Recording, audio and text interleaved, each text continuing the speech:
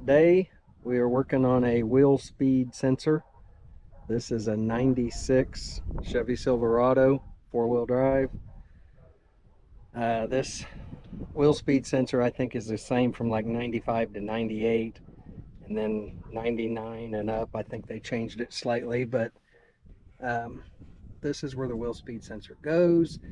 You can see by the torch and other things that it was a pain in the butt. But first I want to show you how I determined that that one is bad. Here's actually the one that I pulled off of the driver's side. But first I came over and I checked them. So this is the passenger side, and you just pull this flat back and you can get right to the speed sensor, which is right there. And I've got an ohms meter, and I've got the black lead already poked into the hole, and I'm gonna poke the red one in there, but it's hard to do with one hand, so I'll poke it in there and I'll show you that I get somewhere around 2.5 or 3 ohms, something like that, just sitting. So 2.9, I guess, somewhere around 2.9. So then I went to the other side, which is the one I pulled off. That's the driver's side, and I'll show you. I'll do the same thing on it. I'm just gonna poke it in those same 2 holes. So I got the black one in, and I touched the other prong and nothing.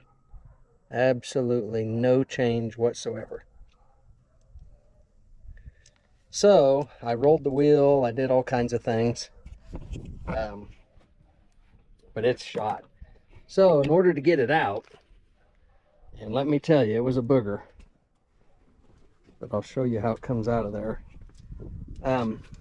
Basically the first step is you just jack it up. I got a jack stand underneath over there, and this jack is just kind of holding it right now, but anyway, block it up, put it on a jack stand, and then pull your caliper off. And that was just these 2 Allen head bolts. Pulled the caliper off, and I pulled the rotor off. It just pops right off. And then these big old meaty bolts go through there, and they go all the way through, and you have to get that off. And I had to put heat on it. I heated it up right there. And I was trying to make sure that I didn't get my bearing seal or anything. I just heated it up for a while. I sprayed the knocker loose, the PB blaster. That stuff works really well, but it didn't seem to do it. So I had to put the heat to it, and I tried my electric impact. That didn't do it. I had to use the big heavy duty Ingersoll. And the biggest challenge was these heads are real small, and the holes go through this axle, because you got to line the hole up with the bolt. And I couldn't find a socket. These sockets were too big to fit through the hole, so I found this little 3/8 drive, and it's a good snap-on that my dad had. And it was a 9/16, but the head is actually a 15 millimeter. But I was actually able to pound that onto the head with a hammer. Anyway, and I worked it back and forth. I had a adapter to go from 1/2-inch drive to 3/8 drive. So with some heat and a little bit of finesse, back and forth, I finally got it broke loose. And then this bottom one, I just loosened it. I had to put heat on it as well. It would not break loose. I put some heat on it, but all I had to do was loosen it, and it drops. And then your speed sensor actually just goes into that hole right there. And there's this little Allen screw right there, goes right in that hole.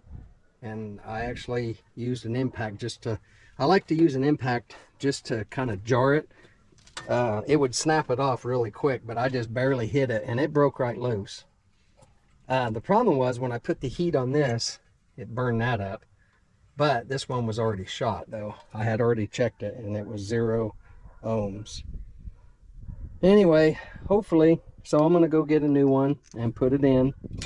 But hopefully this will help others that are going to tackle this job, I would highly recommend soaking it down with some penetrating oil, maybe a day or two before. But you can see how long these bolts are, and they're small head, and you have to access them through the axle, through the hub. So I don't know, but good luck. I think this will fix mine. Thanks for watching.